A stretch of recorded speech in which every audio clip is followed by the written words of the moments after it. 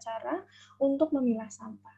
Nah, yang pertama ada masalah. Kita bisa lihat di sini ada masalah ya, teman-teman.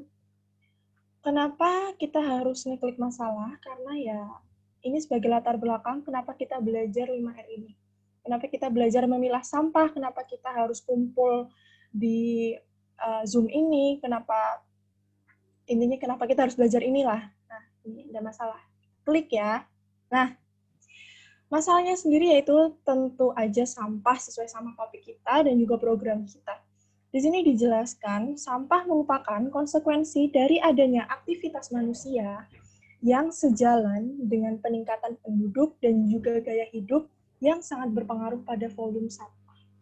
Oke, di sini aku sedikit mau membahas tentang kenapa di dalam PowerPoint ini tuh disebutkan konsekuensi dari adanya aktivitas manusia dan juga gaya hidup. Gitu. Kenapa gaya hidup itu berpengaruh pada volume sih? Jadi gini, untuk permasalahan ini sebenarnya itu kita yang menyebabkan. Sebenarnya kita semua ini turut andil dalam adanya masalah sampah ini. Kenapa? Menurut saya, yang namanya barang yang telah kita pakai, barang yang telah kita konsumsi, itu kan milik kita gitu ya. Itu kan punyanya kita. Nah, sudah sepantasnya dan idealnya itu menjadi tanggung jawab kita. Kemudian, kenapa tanggung jawab kita? Aku pernah membaca sebuah quotes ya, sebuah kutipan. Sampahku itu cerminan dari diriku. Kenapa sampahku cerminan dari diriku? Ternyata ada filosofinya. Filosofi sih kayak pengertiannya gitu.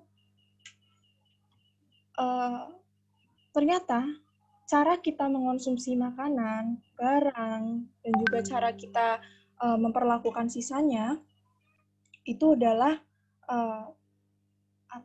gambaran dari diri kita. Yang tadi aku udah jelasin, kalau misalkan barang yang telah kita pakai, barang yang telah kita gunakan, itu merupakan tanggung jawab kita. Sudah sepantasnya barang itu menjadi tanggung jawab kita. Kenapa aku bilang kayak gitu? Karena biasanya orang-orang pada berpikir seperti ini. Yang penting aku udah buang sampah di tempatnya. Yang penting aku habis pakai terus habis itu buang. Nah, itu adalah suatu cerminan dari diri kita bahwa ternyata kita tuh orangnya cuek, kita orangnya egois, habis dibuang ke tempat sampah, terus habis itu nggak berpikir kemana sih sampah ini bakal pergi, kemana sih sampah ini bakal berakhir gitu.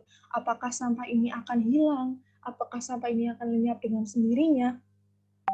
Kebanyakan dari kita belum mengetahui hal itu. Kemudian apa dampaknya dari sampah itu ada, apakah membuat kerugian atau bahkan keuntungan. Sebagian besar kita nggak sampai berpikir seperti itu, benar kan? Nah, untuk sampah ini sendiri, kalian bisa tanyain deh ke petugas TPA-nya sendiri. Kalian bisa tanyain ke petugas TPA-nya sendiri, ini sebenarnya sampah-sampah ini larinya kemana? Apakah dia akan menumpuk di TPA? Apakah dia akan tiba-tiba bim hilang seperti itu? Kita bisa lihat, kita bisa tanyain ke orang-orang yang mengambil sampah atau yang mengangkut sampah seperti itu. Kemudian ada apa yang terjadi di TPA itu? Gitu.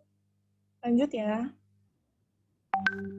Nah, ini adalah beberapa alasan kenapa sih kita harus belajar tentang ini, kenapa sih kita harus belajar tentang sampah gitu ya.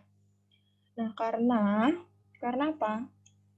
Karena kita itu tidak memiliki planet B untuk generasi penerus kita atau anak cucu kita ya. Yang kita